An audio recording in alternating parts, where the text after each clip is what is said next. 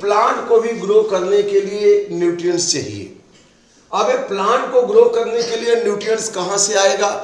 चूंकि plant soil में grow होता है तो सॉइल से ही आएगा, और एक ही खेत में बार बार क्रॉप लग रही है और वो बार बार न्यूट्रिएंट्स को ले रहे हैं, तो न्यूट्रिएंट्स की क्या हो जाएगी? कमी हो जाएगी, क्योंकि यहाँ से बार बार वो न्यूट्रिएंट्स को ले रहे हैं, और जब न्यूट्रिएंट्स को लेंगे तो इसमें न्यूट्रिएंट्स की क्या होगी? कमी, क्योंकि material neither created not destroyed, it get convert from one form to another form.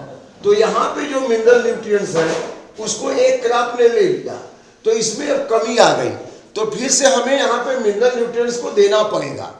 अब वो मिनरल न्यूट्रिएंट्स कहाँ से आएंगे? एक तो तरीका यह है कि हम केमिकल फर्टिलाइजर का यूज करें। तो ग्रीन रिवॉल्यूशन जब से शुरू हुआ, केमिकल फर्टिलाइजर का इतना ट्रेंड चल दिया कि अंधाधुंध किसानों ने खूब केमिकल फर्टिलाइजर डाला, urea, potash, single super phosphate, तमाम सारी, और वो कंपाउंड के रूप में आते हैं। तो उनका जो एक हिस्सा है साल्ट का वो तो यूज होता है, दूसरा हिस्सा उसी सॉइल में पड़ा रहता है। तो जब वो हिस्सा पड़ा रहेगा तो जो सॉइल है उसमें वाटर जाएगा, वाटर से मिलके एसिडिक या एल्केलाइन उसका पीएच चेंज कर देगा। खेती बाड़ी के लिए उचित पीएच सॉइल का क्या होगा? 6 to 7.5। सबसे एक्यूरेट पीएच क्या है सॉइल का?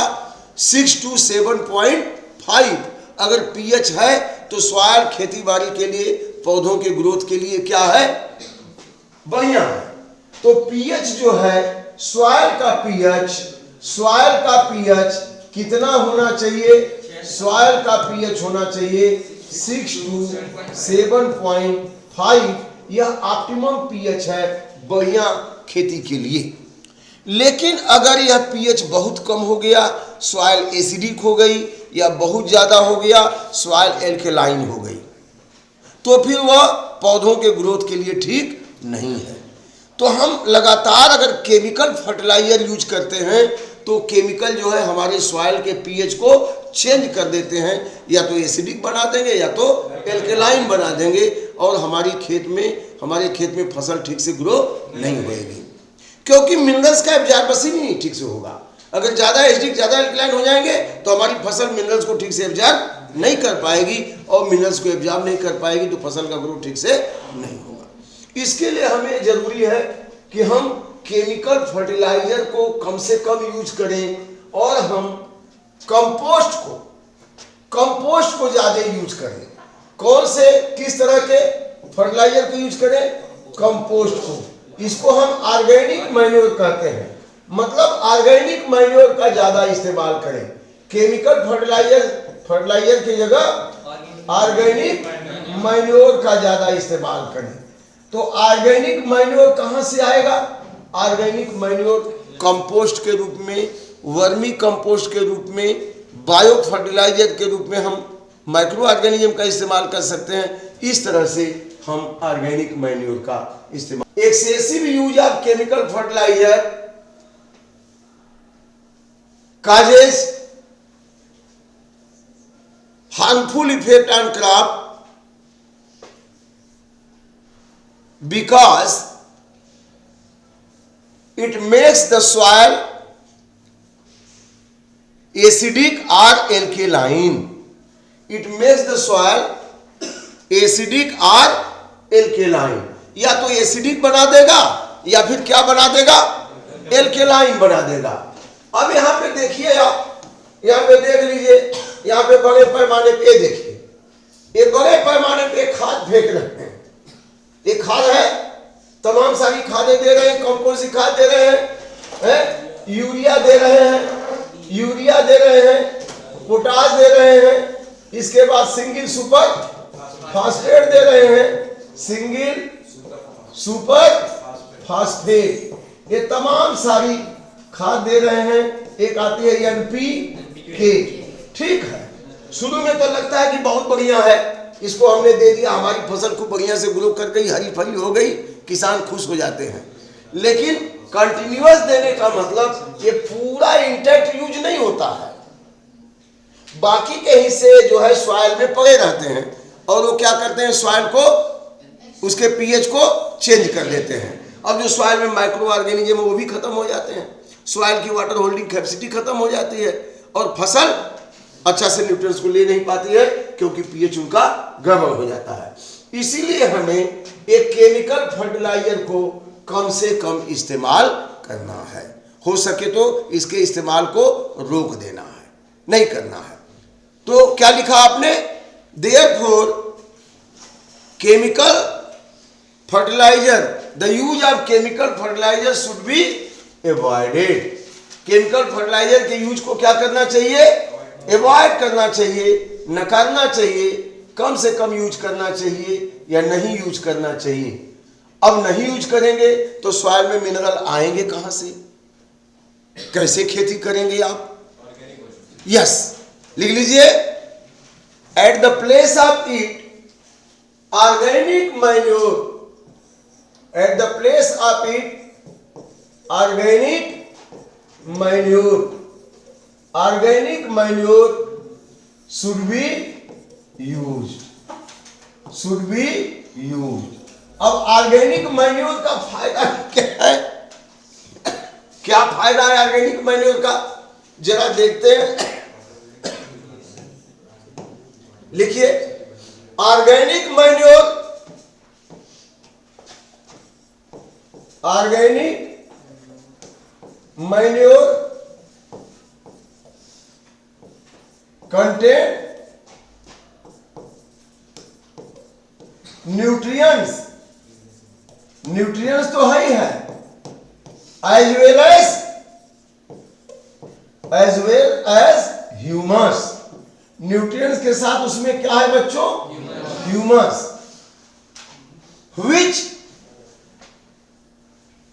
increase the water holding capacity of soil, which increase the, yes, water holding capacity of soil and provide nutrients,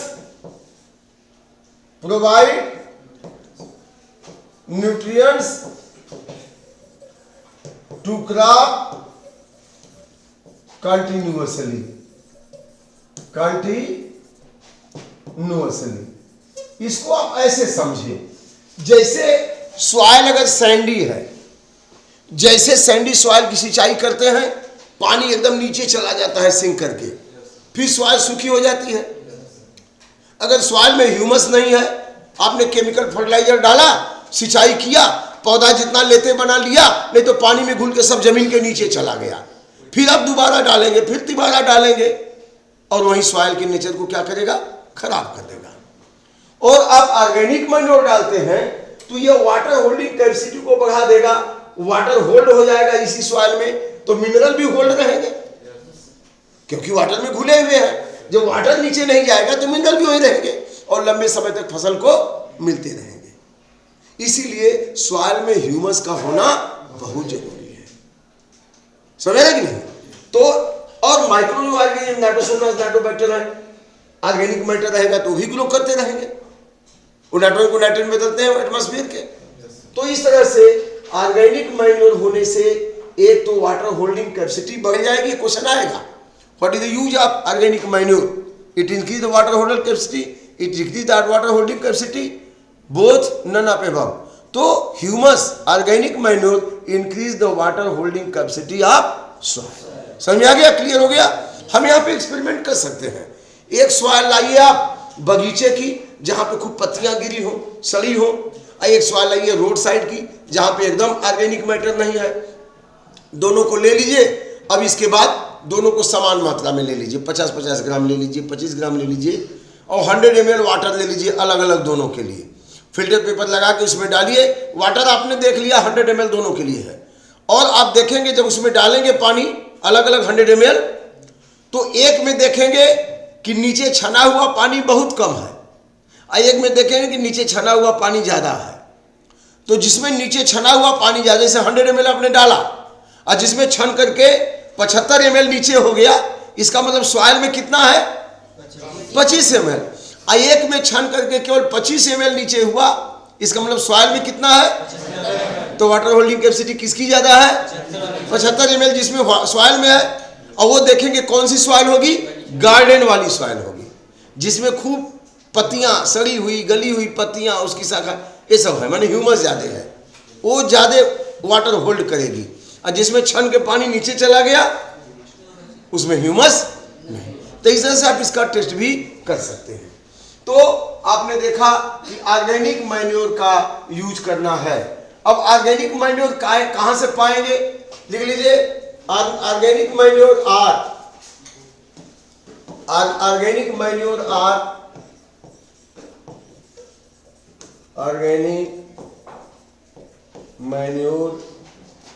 are कौन कौन से हैं? पहला कंपोस्ट, दूसरा है वर्मी कंपोस्ट, और तीसरा है ग्रीन मैन्योर। हमारे पास साधन बहुत है, लेकिन हम उसका इस्तेमाल नहीं करते हैं। अब देखिए यहां पे जितने किचन वेस्ट हैं, सब्जियों के छिलके, पील्स वगैरह, फलों के छिलके, इसके बाद जो कैटल डंग है, डेयरी फार्म का पशु रखे हैं तो उसका cattle dung, kitchen waste, plastic वगैरह हटा दीजिए, उल्टा पुल्टा चीजें हटा दीजिए। जो ऑर्गेनिक मैटर है उसको गड्ढे में डाल दीजिए, गड्ढे में दबा के ऊपर से मिट्टी से ढक दीजिए। उसको ढकना जरूरी है, क्योंकि कैटल डंग में एनारोबिक बैक्टीरिया होते हैं। कौन से बैक्टीरिया होते हैं? एनारोबिक बैक्टीरिया की खास बात यह है कि एनारोबिक बैक्टीरिया ऑक्सीजन की अनुपस्थिति में जिंदा रहते हैं। एनारोबिक बैक्टीरिया कब जिंदा रहेंगे? जब ऑक्सीजन नहीं रहेगी, तो ऑक्सीजन की अनुपस्थिति में जिंदा रहते हैं। इस बैक्टीरिया का नाम है मिथेनोजन। क्या नाम है? मिथेनोजन। गांव में क्या करते हैं लोग? गाय का गोबर लाके खेत में फैला देते हैं ना। घर में से लाए अपने डेयरी फार्म से, खेत में फैला नो, उनको पहले गड्ढे में दबा दीजिए। अगर फैला देंगे तो ऑक्सीजन मिलेगी, तो जो उसमें बैक्टीरिया है कैटल डंग में, जो एनारोबिक है, वही खत्म हो जाएंगे। तो आपके कैटल डंग को डिकम्पोज कौन करेगा? तो देखते हैं, गोबर को अगर फैला दिया तो लंबे समय के बाद डिकम्पोज होता है, जब मिट्टी में मिलेगा तब। लेकिन आप उसको गड्ढा बना के गड्ढे में दबा दें तो ये बैक्टीरिया बड़ी तेजी से काम करते हैं। एनारोबिक बैक्टीरिया, मिथेनोजन बैक्टीरिया, ये जो है एनारोबिक बैक्टीरिया ऑक्सीजन का वजन में ग्रो करते हैं, और यह ऑर्गेनिक मैटर को डिकम्पोज करके मीथेन गैस भी बनाते हैं और पूरे मिनरल को अलग कर देते हैं। तो मीथेन गैस का इस्तेमाल हो गया भोजन पकाने के लिए, लाइटनिंग के लिए, एनर्जी के रूप में। और जो ऑर्गेनिक मैन्योर है वो हम खेत में डाल सकते हैं। तो पहले तो गड्ढे में दबा दीजिए और वो सड़ करके मैन्योर में बदल गया। कौन बदल देगा? ये मिथेनोजन बैक्टीरिया। किस में बदल देंगे? मैन्योर में बदल देंगे। और कौन सी गैस निकालेंगे? Methane gas. इसका इस्तेमाल हम कर सकते हैं। दूसरा तरीका है कि आप बायोगैस प्लांट बना लीजिए।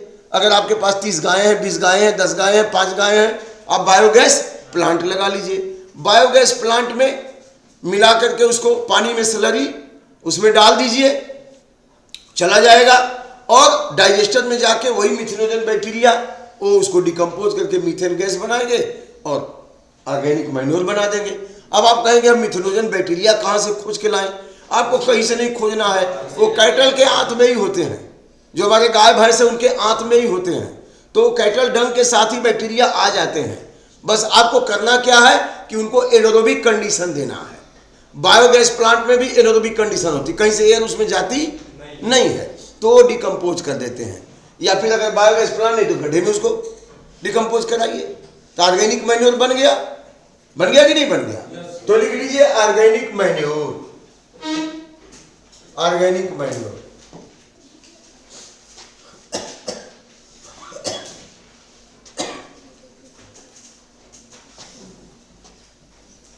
ऑर्गेनिक मैन्योर में कौन होगा? कंपोस्ट पहले लिखिए।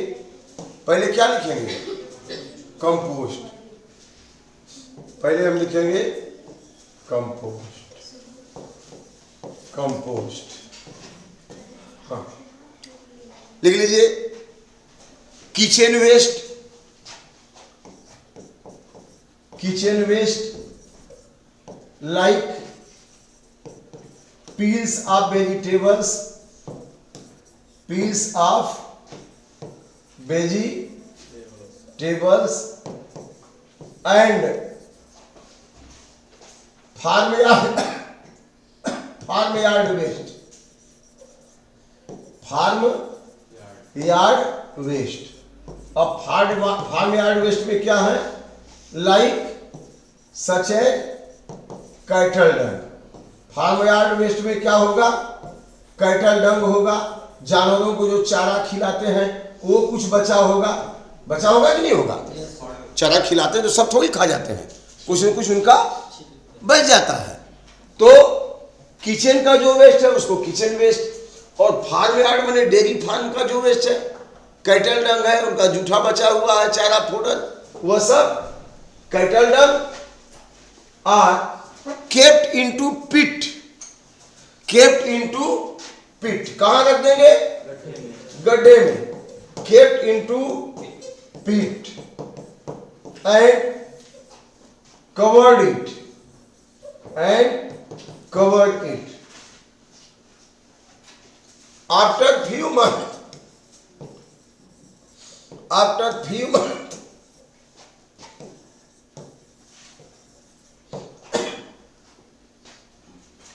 it get converted into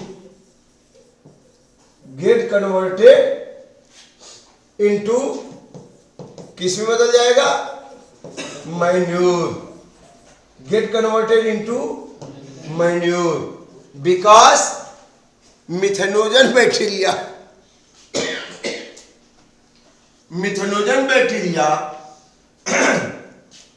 present in cattle dung decompose it. Methanogen bacteria underline कर लीजिएगा, सब जानना जरूरी है। Methanogen bacteria present in cattle Dang decompose it. उसको क्या कर देंगे बेटा? डिकम्पोज कर देंगे, और डिकम्पोज कर देंगे तो फिर वह जो है कंपोस्ट में ढकेंगे तो भी डिकम्पोज करेंगे। लेकिन मिथेनोजन बैक्टीरिया ज्यादा तेजी से काम करते हैं, ठीक है। और भी बैक्टीरिया सॉइल में है। अब जहाँ सॉइल में मिट्टी में पत्ती पड़ी हो तो सड़ी रही है, तो कोई जरूरी क्या जगह मिथेनोजन बैक्टीरिया हो, वो डिकम्पोज करेंगे, वो भी डिकम्पोज करेंगे। लेकिन स्पेशली वहाँ कैटल डंग डाले हैं तो कौन सा बैक्टीरिया काम करेगा? मिथेनोजन। यहाँ पे और भी डिकम्पोजर है, जो भी डिकम्पोजर बैक्टीरिया है वो भी काम करेंगे, ऐसा नहीं है। जो भी डिकम्पोजर बैक्टीरिया है उनको डिकम्पोज करेंगे। अब यहाँ पे चावल पका हुआ पका हुआ तो सड़ता है, इसका मतलब डिकम्पोजर बैक्टीरिया उसको डिकम्पोज कर रहे हैं, वो भी डिकम्पोज करेंगे। लेकिन कैटल डंग डाला है तो ज्यादा काम कौन करेगा? Methanogen bacteria. तो ठीक है, डिकम्पोजर भी लिख लीजिए, methanogen bacteria and decomposers, decompose it. Other decomposers, methanogen bacteria भी डिकम्पोजर ही है, और अदर डिकम्पोजर जो सॉइल में है वो भी उनको क्या करेंगे? डिकम्पोज कर देंगे। अब ये तो हो गया आपका मैन्यूर। इसके बाद लिखिए, इसके बाद वर्मी कंपोस्ट। वर्मी कंपोस्ट यहां पे क्या करेंगे? यहां पे लिख लीजिए अर्थवर्म। अर्थवर्म आर यूज्ड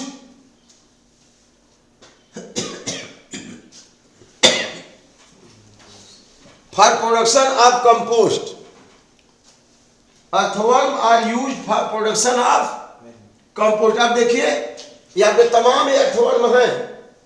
आजकल बड़ा एक ट्रेंड चला हुआ है, खेतों में गड्ढा जिसे बना करके पॉलीथीन बिछा देते हैं और उसके अंदर में गोबर रख करके और उसमें earthworm डाल देते हैं और उसके ऊपर में पुआल से ढक देते हैं और नमी देते रहते हैं, पानी से नमी देते रहते हैं, और अर्थवर्म और तेजी से खा करके कंपोस्ट बना देते हैं, वर्मी कंपोस्ट बन जाती है, ठीक है ना। तो लिख लीजिए cattle dung is kept into pit cattle dung is kept into pit and earthworm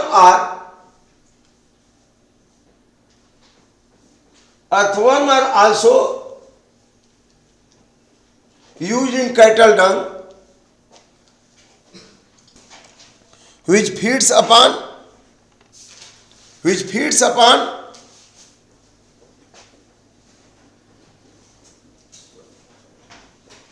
organic waste and produce compost.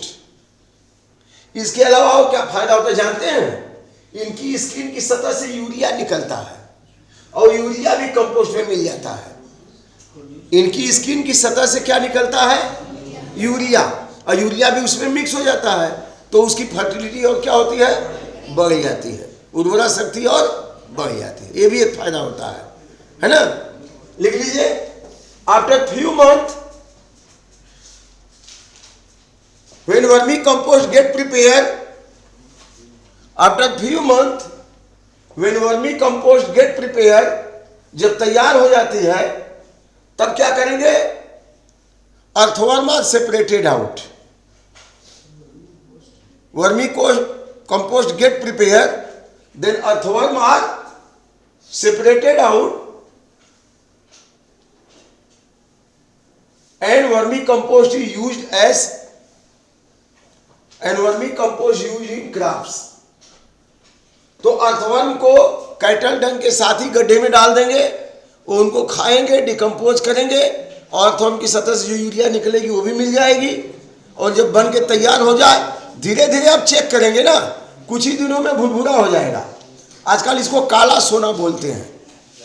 ये बहुत बड़ा प्लांट खेतों में बना लिए हैं, और प्लांट बना के वर्मी को कंपोस्ट बनाते हैं, मशीन रखे हैं, जाली, और उसमें डालते जाते हैं, चलते जाते हैं, अर्थवर्म एक तरफ गिरते जाते हैं। अर्थवर्म को कलेक्ट करके फिर से दूसरे पिट में डाल दिया, और वर्मी कंपोस्ट को पैकेट करके आजकल शहरों में भेज रहे हैं। शहरों में वर्मी कंपोस्ट बड़े महंगे दामों में जा रहा है। लोग किचन गार्डन जो बना रहे हैं अपने हाउस में, अपने छत पे, तो वहाँ पे इसका इस्तेमाल करते हैं। ठीक है, तो जिसके पास डेयरी फार्म है, खेत है, वो बड़े पैमाने पे ये इंडस्ट्री लगा सकता है वर्मी कंपोस्ट की, और बहुत अच्छा खासा इनकम भी जनरेट कर रहे हैं लोग। और आजकल तो गांव में सस्ते रेट पे कैटल डंग मिल जाएगा, और ला करके वर्मी कंपोस्ट बना के उसको 30-40 रुपये 50 रुपये केजी में बेच रहे हैं। तो इस तरह से आप जो है वर्मी कंपोस्ट का इस्तेमाल कर सकते हैं। समझ में आ गया कि नहीं? तो वर्मी कंपोस्ट कैसे बनाएंगे? By using earthworm, red worm, earthworm इसको बोलते हैं, केचुआ आप जानते हैं, तो उसी का इस्तेमाल करते हैं। अब इसके बाद लिखिए ग्रीन मैन्योर। ग्रीन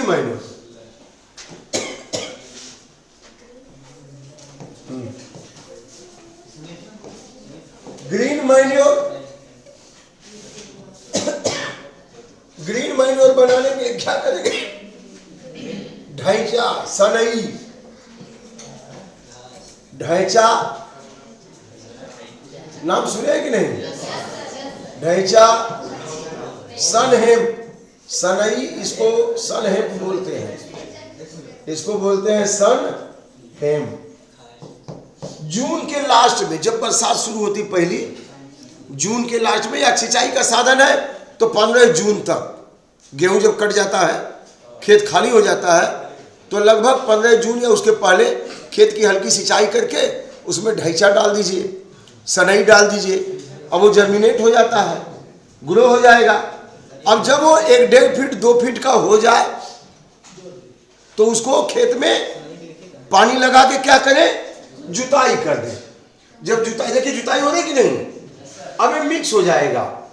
अब खेत की उर्वरा शक्ति क्या होगी? आप कहेंगे कि इसका ढैंचा लगाने से कैसे बढ़ गई? अब सोचिए आप, जब खेत में आप सिंचाई कर रहे थे तो जो मिनरल थे वो तो नीचे चले आए थे ना।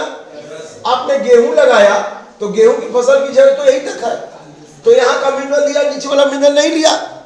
लेकिन जब आप ढैंचा लगाते हैं या सनई लगाते हैं तो डाई कट प्लांट है। ढैंचा कैसा प्लांट है? तो उसकी जड़ तो नीचे तक आएगी, तो जो मिनरल यहाँ तक आया है सॉइल में उसको ले लेगा और लेकर के पत्तियों में आ जाएगा। और जब इसकी जुताई करेंगे, ये जुताई होगा तो फिर कहाँ आ गया? टॉप सॉइल में आ गया। जब टॉप सॉइल में आ गया तो फिर खेत की उर्वरा शक्ति क्या हो गई, बढ़ गई। तो ग्रीन मैन्योर में लिख लीजिए dhaincha, sanai are grown in soil when attain 2 feet height, when attain about 2 to 3 feet height या 2 feet height, then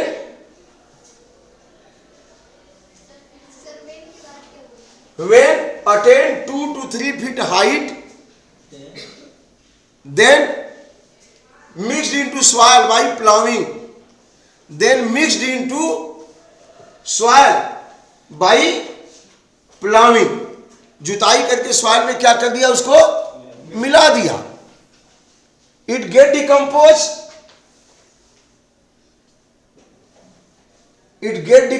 in soil and increase the fertilities of soil as किस रूप में बढ़ा दिया बेटा, ग्रीन मैन्योर। ग्रीन मैन्योर के रूप में सॉइल की फर्टिलिटी को क्या कर दिया, बढ़ा दिया। अब आगे हम लोग बात करेंगे बायो फर्टिलाइजर में माइक्रो ऑर्गेनिज्म से साइनोबैक्टीरिया, एनाबिना, नास्टाक, एजोला फर्न में होते हैं। आप धान के खेत में देखते हैं छोटे छोटे फर्न ऐसे होते हैं ना, तालाबों में छोटे छोटे काई होते हैं ना, एजोला फर्न। इसी एजोला फर्न में नास्टाक, एनाबिना होता है।